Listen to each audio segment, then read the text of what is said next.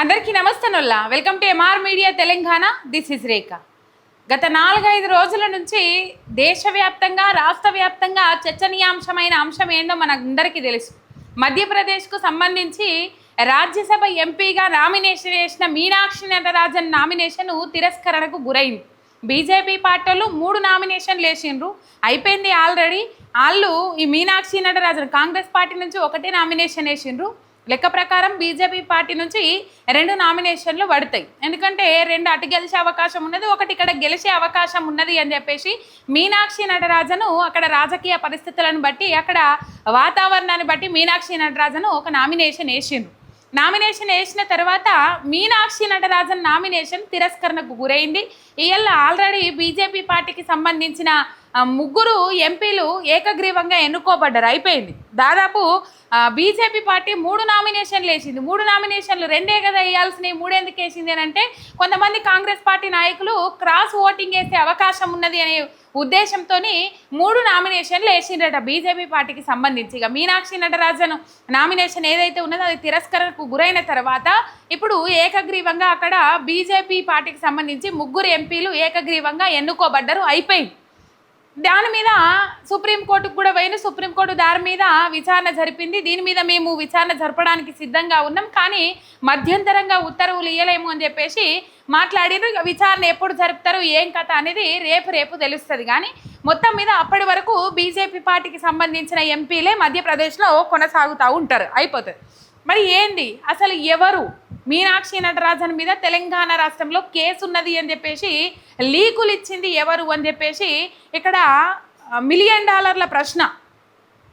ప్రశ్న ఏమున్నదో ఆ ప్రశ్నకు పులి స్టాప్ పెట్టిండు. మధ్యప్రదేశ్కు చెందిన బిఎల్ సంతోష్ ఆ రాష్ట్రానికి సంబంధించిన బీజేపీ మంత్రి ఏం చెప్పిండంటే మీడియా ముఖంగానే బయట పెట్టిండు. ఏమనంటే మీనాక్షి నటరాజన్ మీద తెలంగాణలో కేసు ఉన్నది అని చెప్పేసి ఆ రాష్ట్రానికి సంబంధించిన కాంగ్రెస్ పార్టీ నాయకులే లీకులు ఇచ్చిండ్రు, కాంగ్రెస్ పార్టీ నాయకులే మాకు చెప్పిర్రు అని చెప్పేసి ఆ రాష్ట్రానికి సంబంధించిన బీజేపీ మంత్రి వీడియో బయటకు వచ్చింది, మీడియా ముఖంగానే చెప్పిండు. మరి దొరికిండ్రు అసలు దొంగ ఎవరు అంటే మాజీ మంత్రి హరీష్ రావు బాంబు వేల్చిండ్రు. అండ్ ఎప్పటి నుంచో రేవంత్ రెడ్డి కానీ రేవంత్ రెడ్డికి సంబంధించిన అనుచరులు ఎవరైతే ఉంటారో, దగ్గరగా అతుక్కొని తిరిగే అనుచరులు ఎవరైతే ఉంటారో, రేవంత్ రెడ్డి యాడికి పోయినా ఆఖరికి ఏమంటారు ఇక అనరాదు కానీ ఏడికి పోయినా దగ్గరగా ఉండే అనుచరులు ఎవరైతే ఉంటారో వాళ్ళే వాళ్ళతోనే రేవంత్ రెడ్డి చేపించిండు, లేకపోతే వాళ్ళే స్వయంగా చేసిండ్రు ఈ పని, లేకపోతే రేవంత్ రెడ్డి చేసి ఉంటాడు అని చెప్పేసి కొన్ని అనుమానాలు అయితే చక్కర్లు కొడతా ఉన్నాయి. ఎవరు అసలు ఆ మహిళ ఎవరు, మీనాక్షి నటరాజన్ మీద కేసు పెట్టడానికి గల కారణం ఏంది? కేసు అంటే ఎఫ్ఐఆర్ ఎక్కడ కాలే, అది కోర్టులో ఉన్నది.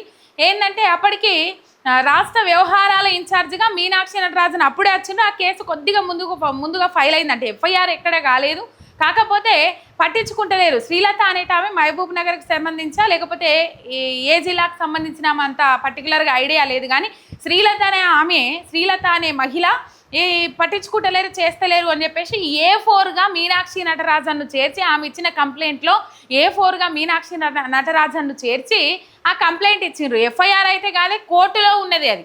కానీ మీనాక్షి నటరాజన్ మీద ఇక్కడ క్రిమినల్ కేసులు ఉన్నాయి, ఆ కేసులు ఉన్నాయి, ఈ కేసులు ఉన్నాయి అని చెప్పేసి మధ్యప్రదేశ్లో బీజేపీ నాయకులకు చెప్పిన వ్యక్తి ఎవరు అనేది ఇప్పుడు పెద్ద క్వశ్చన్ మార్క్. రైట్, ఎట్టకేలకు దొంగను పసిగట్టిండ్రు, దొంగ దొరికిపోయిండ్రు. కొంతమంది ముఖ్య నాయకుల సమాచారం మేరకు, లేకపోతే నడుస్తాయి కదా సోషల్ మీడియాలో కానీ జర్నలిస్టుల మధ్య కానీ ఇట్లా నడుస్తూ ఉన్నది. మీనాక్షి నటరాజన్ వర్సెస్ ఇంకొకరు అన్నట్లుగా నడుస్తూ ఉన్నది. మీనాక్షి నటరాజన్ను ఆయన టీపీసీసీ అధ్యక్షుడు మహేష్ కుమార్ గౌడ్ను టార్గెట్ చేసి ఇలా కాంగ్రెస్ పార్టీ ముందడుగు పోతా ఉన్నది. కాంగ్రెస్ పార్టీలో ఉన్న కొందరు నాయకులు అంటే ఒకరిద్దరు నాయకులు మధ్యలో వచ్చిన వాళ్ళు కానీ, లేకపోతే ఎవరు ఏం కథ అనేది మనం ఈ వీడియోలో మనం మాట్లాడుకుందాము. మీరు సబ్స్క్రైబ్ చేయండి, మీ సబ్స్క్రైబ్ నాకు ఎంతో బలాన్ని ఇస్తుంది. ఆయన సూచనలు ఒక లైక్ కూడా కొట్టుంది. ఆయన ముచ్చట్లకు పోతే ఇక్కడ మనం చూసినాం దాదాపు గత 4-5 రోజుల నుంచి ఈ వార్తనే చక్కర్లు కొడతా ఉన్నది. ఈ మీనాక్షి నటరాజన్కు రాష్ట్ర వ్యవహారాల ఇన్ఛార్జ్కు సంబంధించి కేసు ఉన్నది అని చెప్పేసి మధ్యప్రదేశ్లో పోయి బీజేపీ నాయకులకు లీకులు ఇచ్చిండ్రు. వాళ్ళు ఎన్నికల కమిషను అట్లా ఇట్లా అని చెప్పేసి అన్నారు. మరి ఎన్నికల కమిషన్ ఆరా తీసిందా తీయలేదు, మమ్మల్ని ఏ వివరాలు అడగలేదు అని చెప్పేసి ఇటు మీనాక్షి నటరాజన్ చెప్తా ఉన్నారు. మరి వివరాలు అడిగినాము, అన్నీ దాని మీద వివరణ ఇవ్వమని చెప్పేసి కోరినాము అని చెప్పేసి ఎన్నికల అఫిడవిట్కి సంబంధించిన ఆఫీసర్లు అడిగినరు అని చెప్పేసి అడిగినము అని చెప్పేసి వాళ్ళు అంటా ఉన్నారు. ఇది ఎంతవరకు వాస్తవం అనేది అయితే తెలియదు. కాకపోతే మీనాక్షి నటరాజన్ను టార్గెట్ చేసి మహేష్ కుమార్ గౌడ్ను టార్గెట్ చేసి ఇక్కడ కొంతమంది కాంగ్రెస్ నాయకులు ముందడుగు పోతా ఉన్నారు. ఎందుకంటే మీనాక్షి నటరాజన్ అయిండు, టీపీసీసీ అధ్యక్షుడు మహేష్ కుమార్ గౌడ్ ఢిల్లీ అధిష్టానం ఏం చెప్తే గట్లా నడుచుకుంటా ఉన్నారు. మీరు ఇక్కడ ఆలోచన చేయాలి, రేవంత్ రెడ్డి చుట్టూ ఒక మూక ఉన్నది. ఇప్పుడు రేవంత్ రెడ్డి టీపీసీసీ అధ్యక్షునిగా ఉన్నప్పుడు చేసినట్టుగా పని ఇప్పుడు ఎందుకు చేయలేకపోతా ఉన్నాడు? అప్పుడు ఎందుకు నోరు వారేసుకొని ఒర్రిండు? అధికారంలోకి వచ్చేదాకా ఎందుకు అప్పటి ప్రభుత్వం మీద పోరాటం చేసినట్టు చేసిండు? మరి ఇప్పుడు అధికారంలోకి వచ్చిన తర్వాత ఆయన చేతులకు ఏమైంది? చేతులు ఎవరెత్తుకపోయిను, ఆయన చేతులు ఎటువైనాయి అని చెప్పేసి ఇక్కడ ఒక పెద్ద ప్రశ్న తలెత్తినప్పుడు ఆయన చుట్టూతో కొంతమంది రియల్ ఎస్టేట్ మూకలు చేరినాయి. ఫహీం ఖురేషి అని చెప్పుకోవాలి. ఆయన మైండ్ మొత్తం రియల్ ఎస్టేట్ వ్యాపారం వైపే ఉంటుంది. ఆ రియల్ ఎస్టేట్ వ్యాపారంలో భాగంగానే ఇలా ఫ్యూచర్ సిటీ, ఫోర్త్ సిటీ, ఆ సిటీ, ఈ సిటీ అని చెప్పేసి కొన్ని సలహాలు, కొన్ని సూచనలు. నిజంగా చెప్తున్న రేవంత్ అన్న, మీరు అస్వంటలను ఆల్రెడీ 3 సంవత్సరాలు పుణ్యకాలం కాస్త స్వాహా అయిపోయింది. ఇంకో 5 నెలలు అయితే 3 సంవత్సరాలు అయిపోతుంది. ఇంకా ఈ ఫహీం ఖురేషి లాంటి వాళ్ళను మీరు చుట్టూ పెట్టుకొని పాలన నడిపిస్తే మాత్రం 60 ఏళ్ళైనా మళ్ళీ తెలంగాణ రాష్ట్రంలో కాంగ్రెస్ పార్టీ అధికారంలోకి రాదు. నువ్వు ఏమనుకుంటున్నావు రేవంత్ అన్న అంటే, మెల్లగో చిన్నగో 40 మందిని పట్టుకొని పోతే తర్వాత అక్కడ 20 మందిని జోడి చేసుకుంటే లేకపోతే వేరే పార్టీలకు పోతే నేనే గవర్నమెంట్ ఫామ్ చేయొచ్చు, మళ్ళీ నేనే ముఖ్యమంత్రిని అవుతా అని చెప్పేసి. కానీ కాంగ్రెస్ పార్టీకి ఎంత మచ్చ వస్తున్నదో నువ్వు చేసే పనుల వల్ల. రేవంత్ రెడ్డే ముఖ్యమంత్రిగా ఉన్నాడు కాబట్టి రేవంత్ రెడ్డికి కూడా అంతకంటే డబల్ మచ్చ వస్తుంది. నువ్వు ఈ చిన్న లాజిక్ని ఎట్లా మర్చిపోతున్నావో ఏం కథనో తెలియదు. కానీ దాదాపు ఈ ఫహీం ఖురేషి అనే మనిషి ఆలోచన మొత్తం రియల్ ఎస్టేట్ మైండ్ సెట్. ఈ రియల్ ఎస్టేట్ మైండ్ సెట్ మొత్తము వీళ్ళకు రేవంత్ రెడ్డికి సలహాలు ఇచ్చుడు, ఆయన స్క్రిప్ట్ రాసిచ్చింది చదువుడా, లేకపోతే ఏం చేస్తుండు ఏం కథ అనేది తెలియదు. కానీ మొత్తం మీద ఈ ఫహీం ఖురేషి వర్సెస్ మీనాక్షి నటరాజన్ అన్నట్లుగా తయారైంది కాంగ్రెస్ పార్టీలో. ఎందుకు మీనాక్షి నటరాజన్గా తయారైంది అనేది కూడా నేను చెప్తా. దాదాపు ఈ ఫహీం ఖురేషి టీపీసీసీ అధ్యక్షుడు మహేష్ కుమార్ గౌడ్ స్థానంలో కూర్చోవాలని ఆయన సీటు మీద కన్నేసిండని ఒక వార్త బయటకు వచ్చింది. And Telangana Congress working president పదవి బాధ్యతలు ఏవైతే ఉన్నాయో అవి ఫహీం ఖురేషికి కావాలని చెప్పేసి ఆశపడ్డాడు. ఎందుకు ఇస్తారు వాళ్ళ ఇప్పుడు ఒక పార్టీ పదవి బాధ్యతలు ఎవరికి ఇస్తారు? పార్టీ సిద్ధాంతాల ప్రకారం పార్టీ చెప్పింది నడుచుకునే విధానంగా ఎవరైతే ఉన్నారో పూర్వపర అన్ని పరిశీలిస్తారు కదా. పరిశీలించిన తర్వాతనే ఎవరికి ఇస్తే బాగుంటుంది ఏం కథ. ఇప్పుడు వర్కింగ్ ప్రెసిడెంట్ పదవి అంటే ఒక పార్టీని తీసుకొని పోవడం కదా. ఆల్రెడీ కాంగ్రెస్ పార్టీ తెలంగాణ రాష్ట్రంలో ఆగమైంది. మియాసొంటలి సలహాలు వినబట్టే రేవంత్ రెడ్డి ఇప్పుడు వర్కింగ్ ప్రెసిడెంట్ పదవి కూడా మియాసొంటలకు అప్పచెప్తే ఈయన జాబితా తీస్తే ఈయన చిట్టా తీస్తే చాలా పెద్దగా ఉన్నదట. చిన్నగా కాదు, చాలా పెద్దగా ఉన్నదట. ఊకుంటుందా అది స్థానం? ఉట్టిగానే ఊకుంటుందా? తీసుకో బాబు, నువ్వు అడిగినావు కదా, రేవంత్ రెడ్డి అనుసరుడివే కదా, నువ్వు తీసుకో, టీపీసీసీ వర్కింగ్ ప్రెసిడెంట్ పదవి నువ్వు తీసేసుకో అని చెప్పేసి ఇచ్చేస్తారా? కాంగ్రెస్ వర్కింగ్ ప్రెసిడెంట్ పదవి ఇచ్చేస్తారా? పరిశీలిస్తారు కదా. అయితే ఇక్కడ మీనాక్షి నటరాజన్ వర్సెస్ ఫహీం ఖురేషి ఎందుకు పడ్డది అనేది కూడా నేను చెప్తా. దాదాపు కొద్ది రోజుల కింద, ఒక 5-6 నెలల కింద కావచ్చు, తెలంగాణ రాష్ట్రం నుంచి ఒక లిస్టు పోతుంది అధిష్టానం దగ్గరికి. ఏం లిస్ట్ అంటే ఈ వర్కింగ్ ప్రెసిడెంట్ పదవి బాధ్యతలు ఏమంటారు, అర్హత గీలగిల్లు ఉన్నోళ్ళు గీలకు వర్కింగ్ ప్రెసిడెంట్గా కొనసాగే అవకాశం ఉన్నది, అర్హత ఉన్నది అని చెప్పేసి ఒక లిస్టు పంపిన తర్వాత ఆ లిస్టులో ఈ ఫహీం ఖురేషి పేరు ఉంటుంది. ఈ ఫహీం ఖురేషి పేరును తిరస్కరిస్తుంది మీనాక్షి నటరాజన్. ఒకవేళ ఫహీం ఖురేషికి కనుక రేవంత్ రెడ్డి చెప్పిన ప్రకారము మీరు వర్కింగ్ ప్రెసిడెంట్ పదవీ బాధ్యతలు అప్పచెప్తే నేను తెలంగాణ రాష్ట్రంలో రాష్ట్ర వ్యవహారాల ఇన్ఛార్జ్ పదవికి రాజీనామా చేసి నేను ఢిల్లీకి వచ్చేస్తా అని చెప్పేసి రాహుల్ గాంధీకి డైరెక్ట్ ఫోన్ చేసి చెప్తుంది మీనాక్షి నటరాజన్. ఆ విషయం తెలుస్తుంది కదా, ఎట్లనో అట్లా తెలుస్తుంది. అప్పటి నుంచి అంతకంటే ముందు కావచ్చు, ఎందుకంటే ఇక్కడ ఏం జరుగుతుంది ఏం కథ, టీపీసీసీ అధ్యక్షుడు మహేష్ కుమార్ గౌడ్ కావచ్చు, రాష్ట్ర వ్యవహారాల ఇన్ఛార్జ్ మీనాక్షి నటరాజన్ కావచ్చు, ఢిల్లీ అధిష్టానం దగ్గరికి పూసగుచ్చినట్టు చేరేస్తా ఉన్నారు. రేవంత్ రెడ్డి ఏ తోవల పోతా ఉన్నాడు, మంత్రులకు రేవంత్ రెడ్డికి ఏ విధమైన సంబంధాలు కొనసాగుతూ ఉన్నాయి, ఏ విధమైన లొల్లులు కొట్లాటలు వస్తూ ఉన్నాయి, ఎవరు ఒంటెత్తు పోకడబోతా ఉన్నారు, ఎవరు పట్టించుకుంటలేరు అని చెప్పేసి మొత్తం అన్ని చేరేస్తారు కదా. ఇక అట్లా చేరేసి నుంచి రేవంత్ రెడ్డి కక్ష పెంచుకున్నాడు మీనాక్షి నటరాజన్ మీద. అండ్ ఫహీం ఖురేషి కూడా కక్ష పెంచుకున్నాడు. ఎందుకంటే చాలా ఘోరమైన పదం వాడిందట మీనాక్షి నటరాజన్. ఆయనకు గనక పార్టీ వర్కింగ్ ప్రెసిడెంట్ పదవి ఇస్తే మాత్రము ఇక ఏం పదం వాడింది ఏం కథ మన నోటితో ఎందుకు, కానీ చాలా ఘోరమైన పదం వాడింది మీనాక్షి నటరాజన్. ఇక అది మొత్తం కక్ష పెట్టుకున్నాడు, అది మొత్తం పగ సాధింపు. మరి ఇన్ని రోజులు లేని ఎందుకు ఇప్పుడే అంటే కరెక్ట్ ఆమె మధ్యప్రదేశ్లో ఎంపీగా గెలుస్తుందేమో అని చెప్పేసి ఉద్దేశంతో ఆమెను ఎంపీ కానియకుండా, కాంగ్రెస్ పార్టీ నుంచి ఎంపీ కానియకుండా కరెక్ట్ ఇదే టైంలో దెబ్బ కొట్టిండ్రు. అండ్ ఇంకో కొన్ని అంశాలు ఏంటంటే రేవంత్ రెడ్డి ఈ మధ్య కాలంలోనే మధ్యప్రదేశ్ సీఎం ఎవరైతే ఉన్నారో బీజేపీ సీఎం, ఆ సీఎంను కలిసి వచ్చిండు. అప్పుడేమైనా చెప్పొచ్చిరేమని చెప్పేసి కొన్ని ఫోటోలు పెట్టి సోషల్ మీడియాలో వైరల్ చేసిండ్రు. అండ్ ఇంకో ముచ్చట ఏంటంటే ఈయనకు వర్కింగ్ ప్రెసిడెంట్ పదవి ఇస్తే ఈయనని తిరస్కరించినాక కూడా రేవంత్ రెడ్డి ఆగలే. ఒక నలుగురితోని కూడిన తెలంగాణ కాంగ్రెస్ ఎంపీల బృందాన్ని ఢిల్లీ అధిష్టానం దగ్గరికి పంపిస్తారు. కేసీ వేణుగోపాల్ దగ్గరికి పంపించిన తర్వాత కేసీ వేణుగోపాల్ ఆరాధిస్తాడు, ఈయన పేరు ఎందుకు వచ్చింది, ఈయన ఎప్పటి నుంచి ఉన్నాడు కాంగ్రెస్ పార్టీ, లేకపోతే కాంగ్రెస్ పార్టీ కోసం కొట్లాట చేసిండా, పోయిన 10 ఏళ్ళు ప్రభుత్వం మీద ఏమైనా విమర్శలు చేసిండా, ప్రభుత్వం మీద ఏమైనా పోరాటం చేసిండా, బీఆర్ఎస్ ప్రభుత్వాన్ని ఏమైనా ప్రశ్నించిండా, నిలదీసిండా, ఎందుకు కాంగ్రెస్ పార్టీలో ఈయన ఎప్పటి నుంచి ఉన్నాడు అని చెప్పేసి ఆరాధిస్తారు కదా.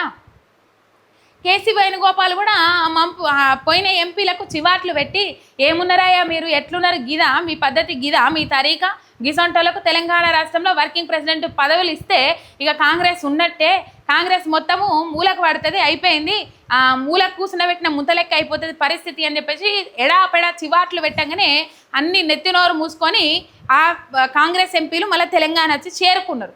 ఎట్లా పెట్టినా ఏం చేసినా ఫహీం ఖురేషికి వర్కింగ్ ప్రెసిడెంట్ పదవి ఇయ్యలేరు, రాలేదు, రాదు కూడా. ఎందుకు రాదు అని అంటే ఇప్పుడు రేవంత్ రెడ్డిని తప్పుదోవ పట్టిస్తున్నదే నువ్వు, ఇంకో కొంతమంది సలహాదారులు అని చెప్పేసి కొంతమంది మాట్లాడుతూ ఉన్నారు. ఇప్పుడు ఈ ముచ్చట ఎవరిని అడిగినా కాంగ్రెస్ పార్టీ నాయకులను చెప్తారు, కంపల్సరీ చెప్తారు, బరాబర్ చెప్తారు, రైట్. దానిలో భాగంగానే ఇలా మాజీ మంత్రి హరీష్ రావు గారు తెలంగాణ భవన్లో చిట్చాట్ ఏర్పాటు చేశారు, మీడియా చిట్చాట్.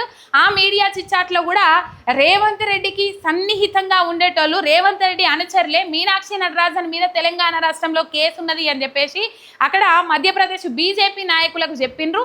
మాకున్న సమాచారం మేరకైతే మీనాక్షి నటరాజను ఈ ఫలానా పర్సన్కు రేవంత్ రెడ్డి అనుచరుడికి వర్కింగ్ ప్రెసిడెంట్ పదవి రాకుండా అడ్డుకున్నది అని చెప్పేసి కక్ష పెట్టుకొని, కోపం పెట్టుకొని, ఆ పగతోనే ఇలా మీనాక్షి నటరాజన్ మీద ఈ కేసు ఉన్నది అని చెప్పేసి మధ్యప్రదేశ్ బీజేపీ నాయకులకు చెప్పిర్రు అని చెప్పేసి పేరైతే చెప్పలే, ఫహీం ఖురేషి అని అయితే చెప్పలేదు మాజీ మంత్రి హరీష్ రావు. కాకపోతే రేవంత్ రెడ్డి అనుచరుడే ఈ లీకులు ఇచ్చిండు అని మాత్రం చెప్పిండు. ఇక రేవంత్ రెడ్డి అనుచరుడు అంటే కాంగ్రెస్ వర్కింగ్ ప్రెసిడెంట్ పదవిని ఆశించిన ఫహీం ఖురేషి ఈ ముచ్చట చెప్పిండు అని చెప్పేసి ఇప్పుడు మీడియా వర్గాల్లో ఒక చర్చ కొనసాగుతూ ఉన్నది. ఆయన ఇంకొక ముచ్చట చెప్పాలి, ఇది రేవంత్ టీమే చేసింది అని చెప్పడానికి ఇంకొక పెద్ద ఉదాహరణ మీకు చెప్పాలి. ఏంటంటే 2-3 రోజుల నుంచి చర్చ కొనసాగుతూ ఉన్నది కదా. ఈ చర్చలో భాగంగా బిఎల్ సంతోష్ చెప్పిండు, కాంగ్రెస్ పార్టీ నాయకులే చెప్పిర్రు అని చెప్పేసి, మీనాక్షి నటరాజన్ గురించి లీకులు ఇచ్చింది కాంగ్రెస్ పార్టీ నాయకులే అని చెప్పేసి. తర్వాత ఇయ్యాల ఆంధ్రజ్యోతి పేపర్ చూసుకున్నట్లయితే మనకు పెద్ద బ్యానర్ ఐటమ్ కనబడుతుంది. ఇక ఏబిఎన్ రాధాకిట్టన్న పనేంది, రేవంత్ రెడ్డిని సేవ్ చేయాలి. అసలు కాంగ్రెస్ పార్టీని సేవ్ చేయడం చేయకపోవడం పక్కకు పెడితే ఆయన గురువైన చంద్రబాబు నాయుడు నిలబెట్టిన సీఎం కదా తెలంగాణ రాష్ట్రంలో, ఆయన సమాధి చేసుకొని తెలంగాణ రాష్ట్రంలో టీడీపీ పార్టీని సమాధి చేసి కాంగ్రెస్ పార్టీని గెలిపించి కాంగ్రెస్ పార్టీకి ముఖ్యమంత్రిని చేసిండు కదా రేవంత్ రెడ్డిని. ఆయనను ఎప్పుడు ఈ రాధాకిట్టన్న కాపాడుకుంటా వస్తాడు, ఎప్పుడు కాపాడుకుంటూ వచ్చుడే ఆయన పని. మంత్రులను సైర్ కార్నర్ చేసుకుంటా వార్తలు రాసిన సందర్భాలు ఉన్నాయి. ఏబిఎన్ రాధాకిట్టన్న మంత్రుల మీద నిందలేసి వార్తలు రాపించుకుంటాను. మొన్న దాదాపు 2 వారాల కింద చిలక పలుకులలో మాట్లాడుకుంటూ వచ్చిండ్రు, మంత్రులు ఏబట్టి ఇదంతా అవుతుంది అని చెప్పేసి, మంత్రులు సక్రమంగా పనిచేస్తలేరు అని చెప్పేసి.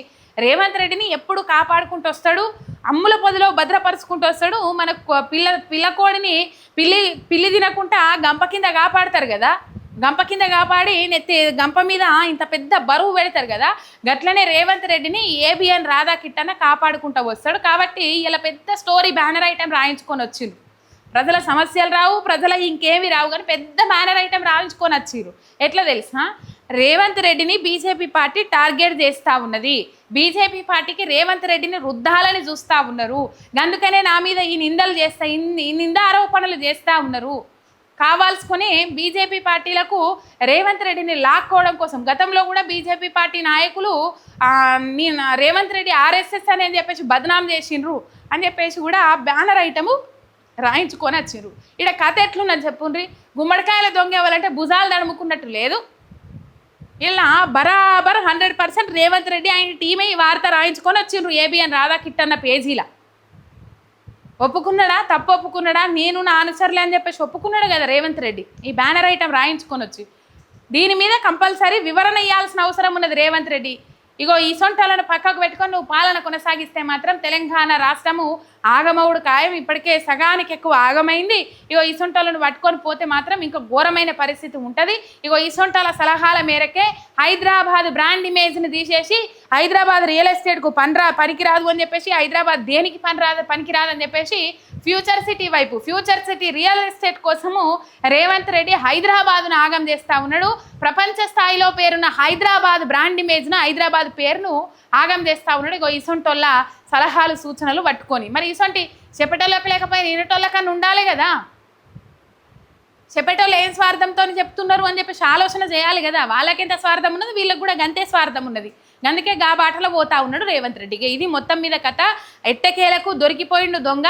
రేవంత్ రెడ్డి అనుచరుడైన ఫహీం ఖురేషే ఇగో ఈ లీకులు మధ్యప్రదేశ్ బీజేపీ పార్టీలోకి ఇచ్చిండని చెప్పేసి జోరుగా చర్చ కొనసాగుతూ ఉన్నది. మరి ఇది నిజమా కాదా వాళ్ళే చెప్పాల్సిన అవసరం ఉన్నది. అండ్ టీపీసీసీ అధ్యక్షుడు మహేష్ కుమార్ గౌడ్ మీద కూడా కుట్రలు జరుగుతూ ఉన్నాయి. ఎందుకు అంటే మొన్నటిదాకా ఆయన సంస్థ ఏదైతే ఉన్నదో బిగ్ టీవీలో కథనాలు వచ్చినాయి. మహేష్ కుమార్ గౌడ్కు అగెనెస్ట్గా కథనాలు వచ్చినాయి. ఆ కథనాలు కూడా వీళ్ళే రాపిచ్చిండ్రు. కొరకలాని కొయ్యలు లెక్క రేవంత్ రెడ్డికి అయిండు. రేవంత్ రెడ్డి కో బ్యాచ్ ఏదైతే ఉన్నదో, రేవంత్ రెడ్డి టీం ఏదైతే ఉన్నదో కొరకరాని కొయ్యలు లెక్క మారిండ్రు మీనాక్షి నటరాజన్, టీపీసీసీ అధ్యక్షుడు మహేష్ కుమార్ గౌడ్. కాబట్టి వీళ్ళని సైడ్ చేసే ప్రయత్నంలో భాగంగా ఇదంతా జరుగుతూ ఉన్నదని చెప్పేసి చాలా మంది చెవులు కొరుక్కుంటా ఉన్నారు. ఇగో ఇది కథ. కాంగ్రెస్ పార్టీ నాయకులే. ఒక్క సబ్స్క్రైబ్ చేసుకొని సపోర్ట్ చేయండి. మీ ఎంఆర్ మీడియా తెలంగాణ శనార్థి.